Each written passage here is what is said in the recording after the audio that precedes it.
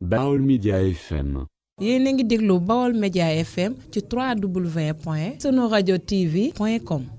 أعوذ بالله من الشيطان الرجيم بسم الله الرحمن الرحيم اللهم صل على سيدنا مولانا محمد راهي وسلم عليه وعلى آله وصحبه وحبيبي بجاه ما تيسير جميع المواهب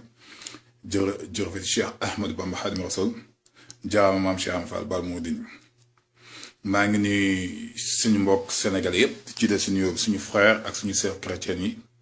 du nuyu sedd suñu mbokk jullit yi nga xam ne ñoo bokk di sam du nuyu tedd takawé suñu mbokk talibé ñu bokkal Cheikh Ahmed Bamba Khadim Rasoul di ñaanal xalifa seen Cheikh Sidi xalifaam seen Cheikh Sidi Mata yàgg fi ak xalifa maam Cheikh Ahmed Fall seen Cheikh Jëmu Fall këru diine yépp ak kuy seen njiit ak seen xalifa ak këru diine yi nga xam tam bokk nag ñoom li sàmmi diine chrétien kuy seen njiit ak suñu borom may leen wér may leen kàttan dafa leen jàmm ba Sénégal tam suñu borom dafa jàmm di siyaar ñëpp si tabaski bi ak bi ñu jëm vidéo bi nag dama ko naroon jëmale si wàllu Béthio Thioune bi ak genn kilifa gu doon wax ak yooyu mais détails yooyu dama koy bàyyi mu jàll ndaxte dossier yooyu dañ koy téye pour beneen bés boo xam ne xëy na songaat nañ fi bés xasida ak yooyu mu génn mais ñoom xam nañ yor naa bés yooyu te waxtu bu ko jotee leeral ak dinañ ko leeral ba askan wi xam fu ñuy teg seen tànk dossier Béthio Thioune nag du ma si attardé wu parce que ma leen wax ni que Béthio Thioune soit coopérant ou non néew ma ni dafa coopérer gouvernement mais qu'il soit coopérant ou non le régime actuel bi nekk Sénégal il l'utilise comme de la distraction dégg naa benn kilifa goo xam ne man naa fi xalaat mu jàppee parce que ay wax yi muy wax suuf ak yi muy wax si vidéo bi c'est différent soo jugee ne dañoo bëgg a tuumaal Macky Sall que ni il utilise ma Béthio ñun duñu ay naafiq yuy tuumaal nit lu dul teg si lu wér. Et je vais vous démontrer que Macky Sall il utilise Béthio Thioune dans le sens que ni Assane Diouf est incarcéré Ami Collé Dieng est incarcéré Kémi Saba est incarcéré Seigne Assane Mbacké est incarcéré. Et combien d'autres personnes qui sont incarcérées et c'est quoi leur délit lan lañu def ba ñu mën leen incarcérer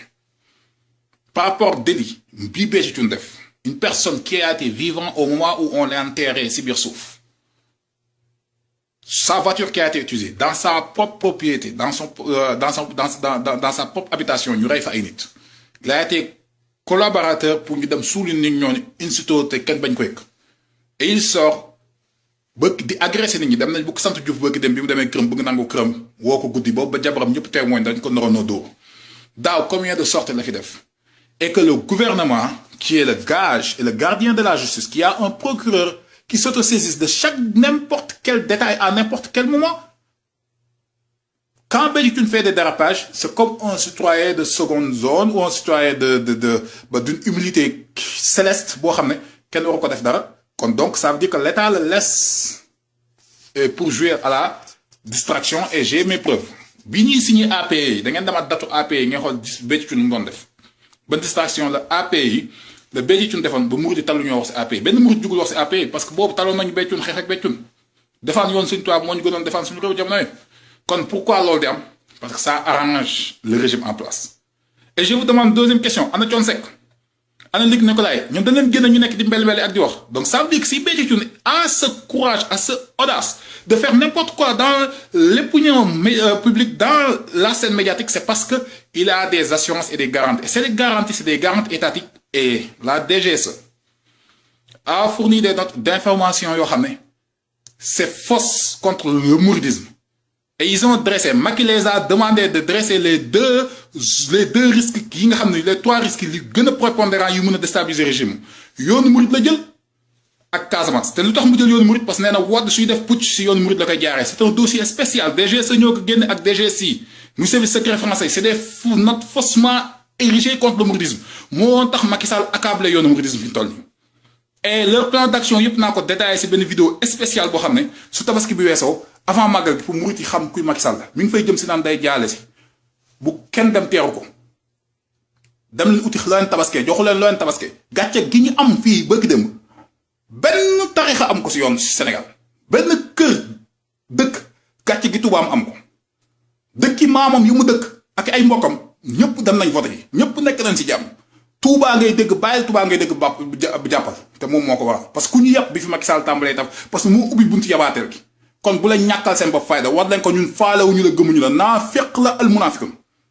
Béthio Thioune mi may wax tam da ngeen dem xool dans l'administration publique sénégalaise qui a été son mentor c'est le poulain de Jean Collin Et demandez-vous qui est Jean Collin et qu'est-ce qu'il faisait en tant que blanc français dans l'administration sénégalaise. C'est un outil, un maillon, un pion de l'administration des loges maçonniques qui a formé toute cette nouvelle classe de maçons dans le gouvernement sénégalais. Donc, qu'est-ce qu'il coopère avec Béthoune? Donc, Béthoune, s'il est en liberté, il a cette audace et qu'il ose faire de n'importe quel dérapage dans n'importe quel secteur. Dans 5 dérapages, chaque 3, 4, 2 mois, on a un dérapage pour Béthoune. Ren mi ngi ubbee ki sant Diouf teg na si këru Washington mi këru Chicago bi je ne sais pas donc pourquoi muy def yooyu yëpp parce que dafa am ku ñeme dañ laa dee ñu ko dee nag la ñu amal affaire ñooñu nag balaa ñu fay dugg ma wax si dossier Assane Diouf Assane na seen xel dal incha allahu taala si bàkkeb Cheikhul Khadim bàkkeb Cheikh Ibra bàkkeb Serigne Fallou man maa leen ko wax jàmm la ko suñu borom di defal ndam lay am il va en sortir grandir avec une victoire. Assane 4 jours avant ñu koy daaneel woo naa ko nee naa ko diw ak diw collaboré nañu wala mag Youssou Ndour yónnee na ménageur am di ut ay information la daaneele bi ma koy woo guddi laa ko woo fekk ko muy jaay si mbedd yi ay américain di waxaale ak moom marchandise muy jaay nga xam ne kooku guddi daan jaay ay wax nekk ay mbir ku mu doon jaayal boppam jaayiwul doog jaayiwul bière sàcc jiwul mais fa nekkoon si biti ngir jaay lu mu dundalee ndeyam ak ay rakkam yi ko bàyyam bàyyil kooku c'est un héros kooku c'est une fierté. kooku marchand ambulant bi mu def dama daan jaay man ay lunettes ak ay kayit ak ay montre si mbedd yi daggi garab raxasi ndab maçon ma ñooñu laa respecté ndam dëgg balaa ñu naan yow te un ingénieur buy planifier ay projet ay chef de projet si ay ministère da ngay mën a bàkku ni démb fa ma jaar ko fa jaar taxaban Assane nag mii c'est pas un ingénieur ab dof lañ ko doon bëgg a teg gouvernement bi il a joué la politique dirigée Assane comme un fou qui parle d'orienter l'opinion publique ndekete Assane si li mu toog ba mu bësee bomb kooku sant si lewe rek la nga xam ne Assane ndekete yor na dossier yi gën a sens yi maam Cheikh di wax ak yi Mouhamed Dieng ak ñeen loo tax ñu daaneel Assane bi ngeen daanelee Assane fomm na ngeen 1000 Assane yooyu nag lay wax santuma leen si tur Assane sama tur bopp laa leen sant saaga leen nday Macky Sall bu mu tooy xepp saaga gi jullit ji yaa leen war a gën a dolli saaga suñu sœur chrétienne en passant on te remercie dugg nga sa si saaga yi ngir jàppale ñu parce que Isa ibnu Maryam sallallahu taala alayhi wa sallam mu julli si moom suñu yenentu la te suñu jugoon si Rasulullah sallallahu alayhi wa sallam si moom lañ jëm moo tax nga war a défendre ñun lu xew si diine catholique bi si ñun la te ñoom ñooy suñu bokk si diine kon suñu sœur chrétienne su jugee bay défendre Assane kon ñun murit yi te ñun sénégalais yi ñoo war a gën a défendre Assane bu kenn ne ku ma neex neel ànduma saaga yi mais Macky Sall cautionné las conseil la rëgg mais ma dégg ngeen dem damaa dem xooli Afwan 114 sourates yi li ñuy bëri 95% biir sourate bu nekk boo dem c'est des rappels ay fàttali la si ay buur yu jëngal ñu mel ne Firawna ay ñu daan xeex injuste ñu mel ne Zulkifli ñu juboon ay yeneen yu daan xeex ak ay nit ñu jëng ak ay xeet yu réer yu xamul seen bopp loolu la 95% wala 97% li nekk si biir Afwan fàttali la. kon pourquoi yàlla indiwaat téere bu ñu ne dafa tedd muy umul kitaab muy ndey téere yëpp ba la sa ëpp di fàttali parce que fàttali day jëriñ doomu jullit bi day jëriñ doomu adama kon le rappel est pédagogique loolu tax ma leen fàttali si mu xam Macky Sall li mu def dañ ko war a di ko tëggat di ko rafetalaat di ko yëkkatiwaat ba wan sénégalais yi ñaaw teefu jëfam ji di ko fàtt sénégalais yi conscience suñuy tëdd sa di ko fàttali dafa dem ba France ànd ak les Européens pour défendre la liberté d'expression d'insulter l'émir le droit d'être la raison de vivre de 97% de la population de 14 millions d'habitants des Sénégalais. Ça, 13 millions de Sénégalais t'as insulté leurs croyances. Donc, s'il a défendu cette liberté d'expression, il prouve que cette liberté d'expression, ils y croient. Parce que Spendaba, il a saga na ba saga wajur ay sëtu Sëñ Tuubaa nak ay sëtu Sëñ Tuubaa seen wajur wolof lañu sëtu maam Alaaji Maalik Si yi bëy seen wajur wolof lañu sëtu maam Cheikh Seydina Limaamu Laay ñu bëri seen wajur wolof lañu te daf ko génne libéré ko su fa dugguloon Ami Collé day dee si prison bi Ouleye Mané day dee si prison bi défendre na liberté d'expression parce que dàqoonal saaga ñëpp mu Souleymane Jules Diop moo nekk biir palais di fa xëy kon s'il accuse de terroriste Assane Diouf sont le premier terroriste au palais défendre la liberté d'expression parce que ce qui saaga Sëñ Abdou Fatah yaay waajur Sëñ Abdou Fatah Moustapha Cissé Lo moom mooy socle de ces politiques à Touba bëgg dem auto Moustapha Cissé la jël dugal Aziz Thiam may saaga ndey di wax ci ñaw kon ñoom cette liberté d'expression saaga su jëmee si yonent bi jëm si kilifa diine yi jëm si suñu héritage culturel ils le défendent donc pourquoi su jëmee si ñoom des hypocrites de naafeq nous parlent de président de la République mais revoyez ces promesses de campagne en 2012 on est en août 2017 donc on avait signé un contrat selon ces promesses en février 2017 il allait organiser des campagnes présidentielles donc il n'a pas honoré ses promesses fenkat la munaafiqun la naafiq la dootul président parce que honorewul élection li mu waxoon mooy def ay élection 5 ans ñu waxate ñu demaat si biir législatif mu wàññ suñuy loxo li Assane di wax mais Assane il n'est pas la seule victime dafa waxaaleen ma $1200 laa fay dem inscrire ji Edmonton jóge British Columbia dem Alberta di xaar sama carte ñun ma doo voter parce que bureau de vote amul fa nga nekk ma fayaat $1400 canadiens dem Ottawa di jëli sama carte bureau ba comme ma toogal employé Macky Sall mu ne ma sa carte nekk fi man mii je suis victime de ça mais waa ministère de l'Intérieur kon $3000 ma dajale ko pour am sama droit civique Macky Sall privé ma ko su ma jot mënu ma saaga ndey fu mu toll nii parce que dafa am kilifa mbàkke goo xam sama jarbaat la damay déglu ba ko déggam da koy jox mais bay jënd xaru Sénégal yëpp laa naroon dajale ku jënd tàpp tooñ nga jàmb ko fu bon si Macky Sall saaga leen ndeyam ba mu tey xepp c'est un al munaafiq dëmm naafiq hypocrite fenkat kàcc rambatek li mu gën a ragal nit ku ñàkk kessa ak kuy saaga gis nga li ma leen wax su fekkee ne am na seen koñ ku ñuy tooñee dëmm benn jour mu jàpp kenn seen kër soo leen dugg kër ga soo leen koy saaga kooku di wér saaga képp la ñu ragal Macky Sall pour vous donner des informations actuellement DGSI BIR mi Bureau of Intelligence and Research bu américain FBI mi FSB bu Russie mi GRU bu Russie mi MI6 mi SAS bu britannique toute leur note interne fi mu toll nii ils ont un maillage d'informateurs sur la situation géopolitique du Sénégal parce que eux tous pour des politiques économiques et géostratégiques pour les nouvelles mannes de pétrole et de gaz actuellement ça peut mettre à risque leur politique d'emploi dans leur pays ils ont orienté tous leurs services d'information au Sénégal te actuellement la note de ce régime a été d'être dégradée à l'intérieur des notes journaliers sont en train d'être rapportées au chef au département des services étrangers. Ils ont des gens qui travaillent dans les organisations humanitaires, ils ont des Sénégalais qui travaillent dans l'administration de Macky Sall, qui travaillent sur le terrain comme des Sénégalais dans des organisations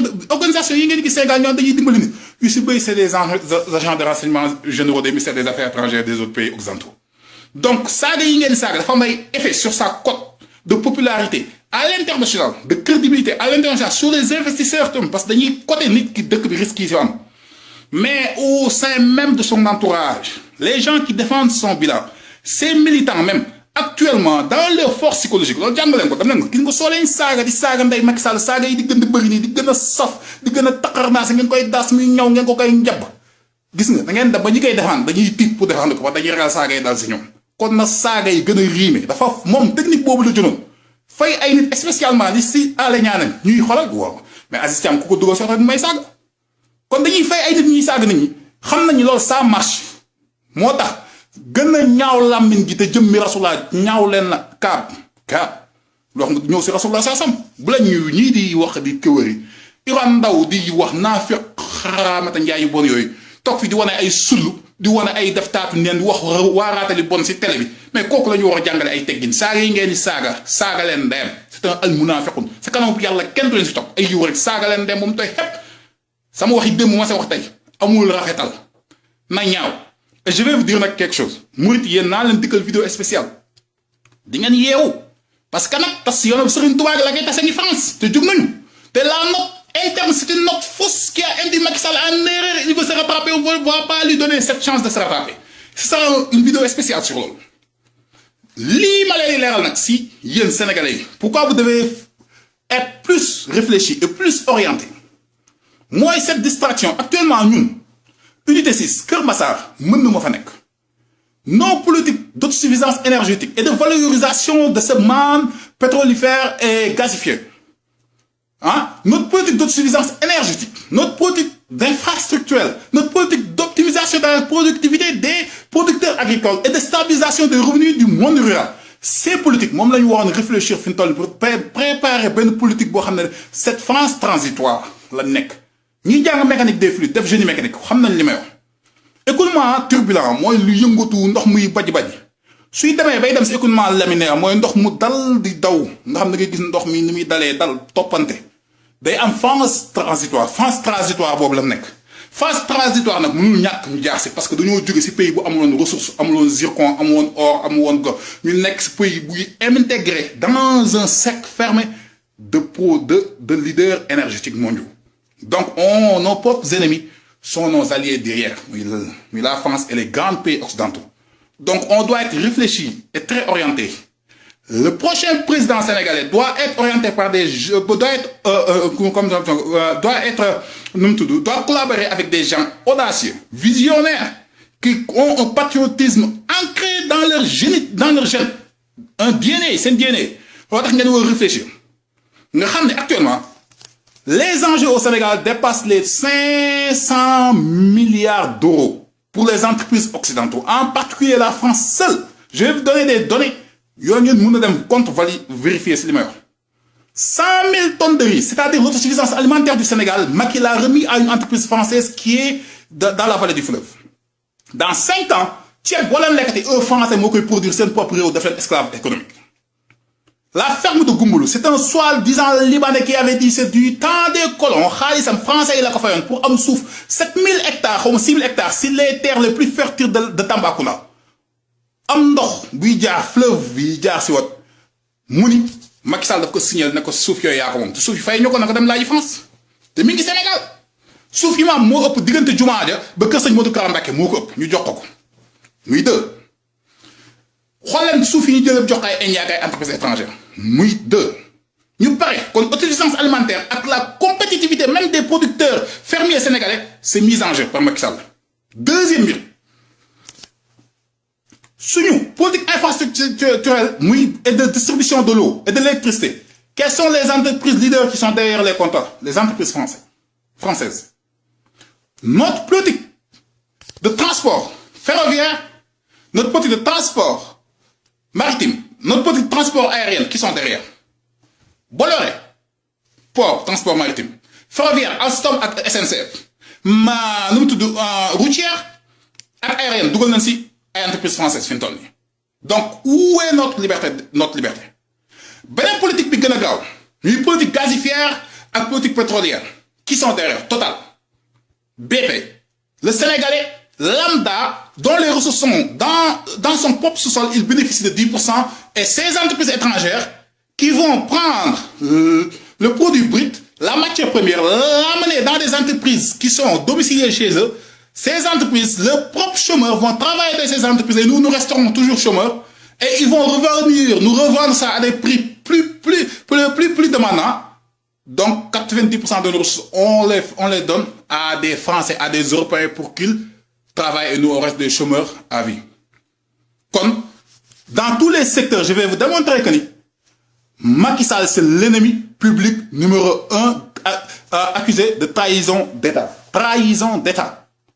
Et on doit l'éliminer par A ou par B. N'importe quel moyen en 2019. Mais on doit préférer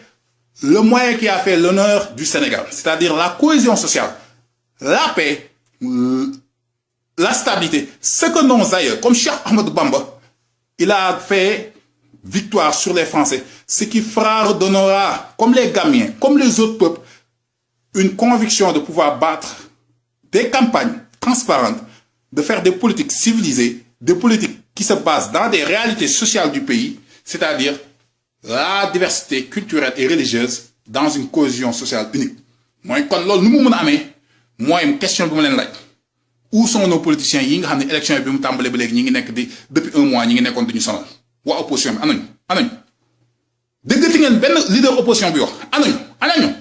Kon biñu soxla suñu carte législative pendant 6 mois, ana Gakou, ana Idrissa Seck. Ana wa PDS yi fi nekkoon ana ñëpp bien que je soutiens Abdoulaye et je ne le cache pas mais ana ñu actuellement ngeen war a taxaw il reste moins de 17 mois chaque seen bopp koñ bu nekk ñu jël fa def fa liste xool ku nekk sa carte d'identité ndax jot nga ko ndax sa bureau yaa ngi fa ndax am na ay problème ñu dressé loolu yëpp imposer à ce gouvernement d'incompétents et de tricheurs. On les impose qu'on ait un ministre qui est impartial, un ministre qui va être issu de l'armée, qui va gérer comme M. Cissé, le général Cissé, en 2000 les élections. Qu'on donne chaque leader politique sa chance de devenir président du Sénégal. Voilà ce qu'on def. Li ñi def Assane Diouf nak na ci delu tout ngeen xamni Macky Sall yag na c'est un lâche, c'est un hypocrite, c'est un al-munafiq bu mag. Mais c'est un héritier génétiquement programmé pour servir l'héritage français. Mêmes accusations accusées de Serigne Touba lañ utilisé, même technique utilisée le 83 marabout ce bureau ndax def. Même accusation. Sa mam bu tedd ba mam Cheikh Anta Mbacké ba mu defee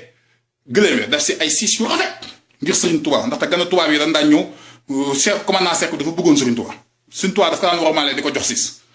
Mam Cheikh Anta defal ko lépp ngir mu dëppoo ak jamono. Ben tank 6 bi di feeñ ci kaw gëléem bi. Espion bu doon espionner Serigne Touba moo doon DGS jamono ak DGS yi jamono bu français yi dem wax ne Touba bi Serigne Touba jënd na ay armes duy nañ ko ci ay gëléem dugg seen mi ngi waajal jihad. Terroriste lañ ko accusé ba déporter Serigne Touba. Terroriste lañu utiliser le Macky Sall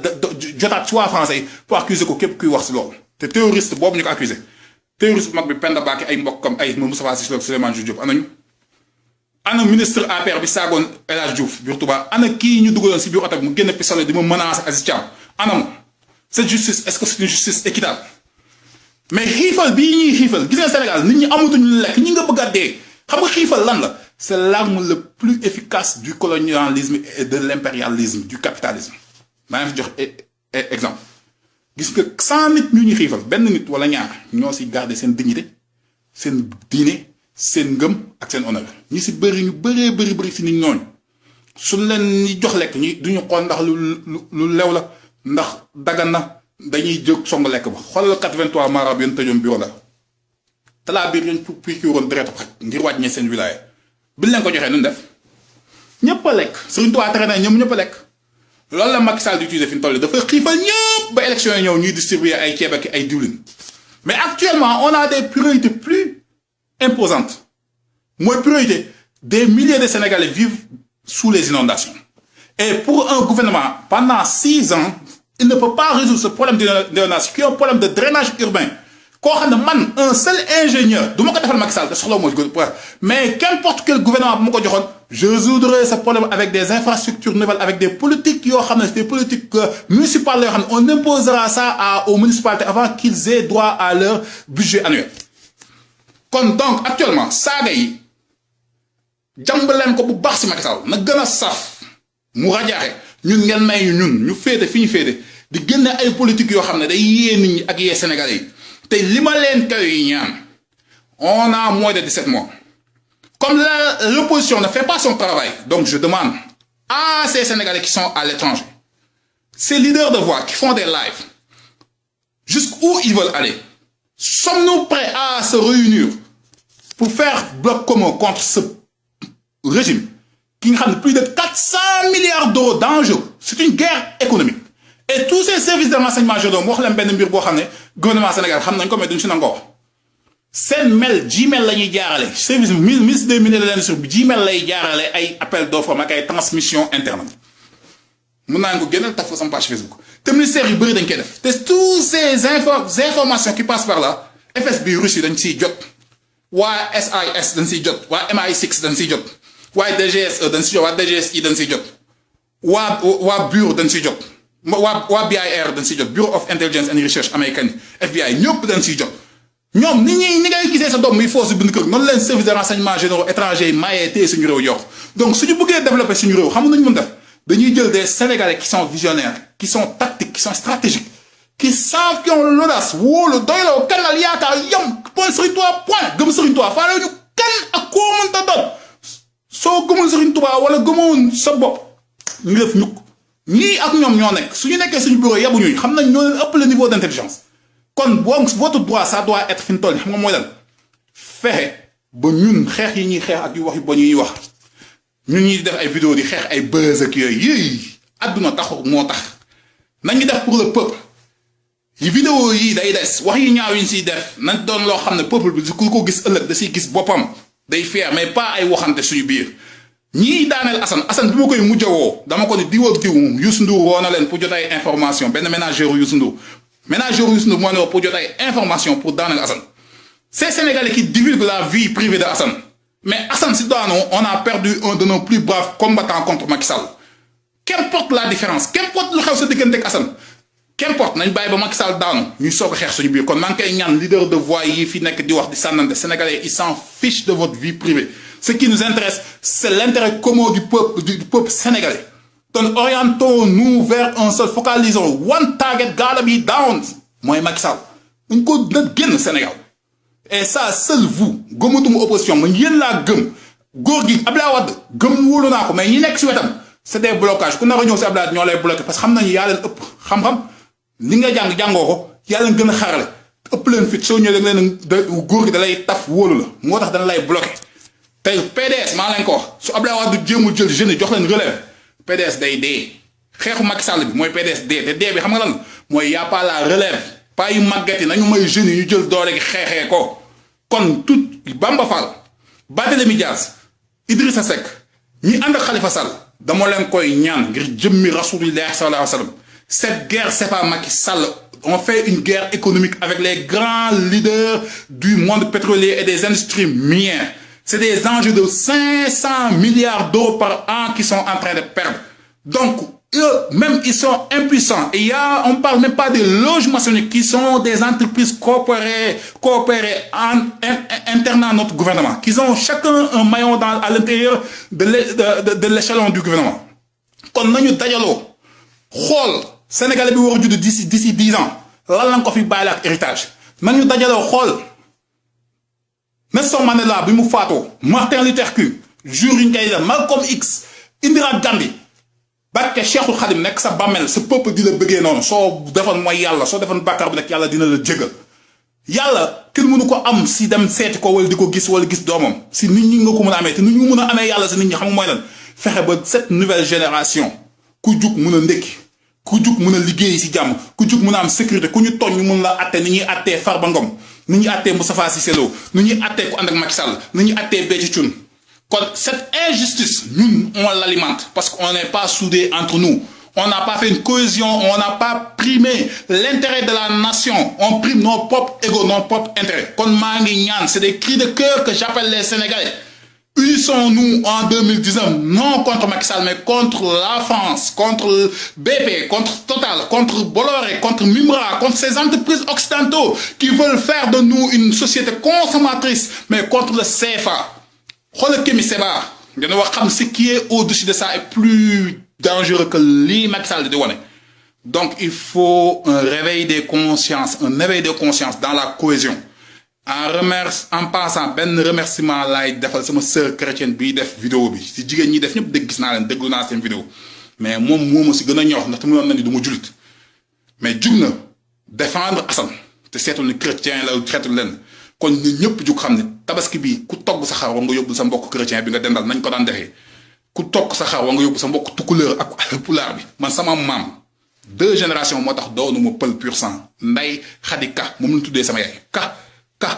kon y a pas de différence ak ñun ñëpp ñun benn lañu te Macky Sall acide boobu la jël te ñi ko sant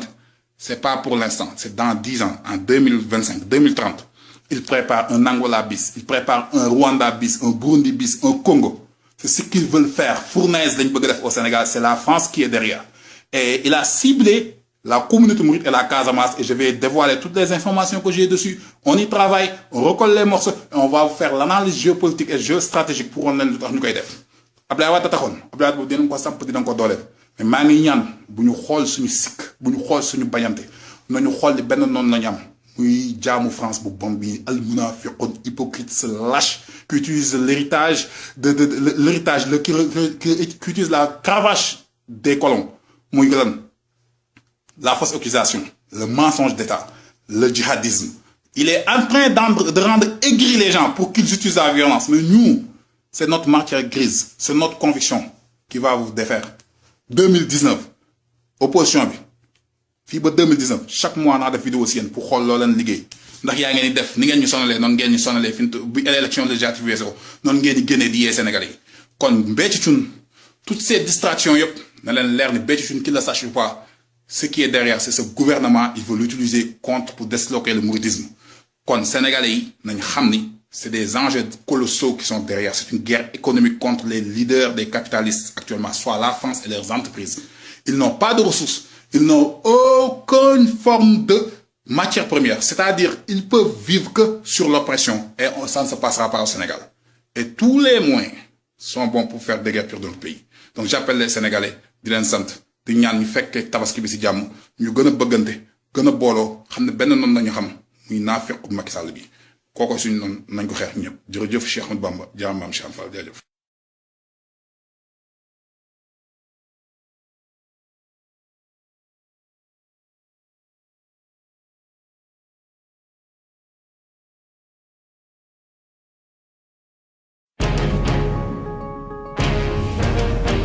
yéen a ngi ànd ak seen portail Baol Média nekk fii ci Mbàkke Bawol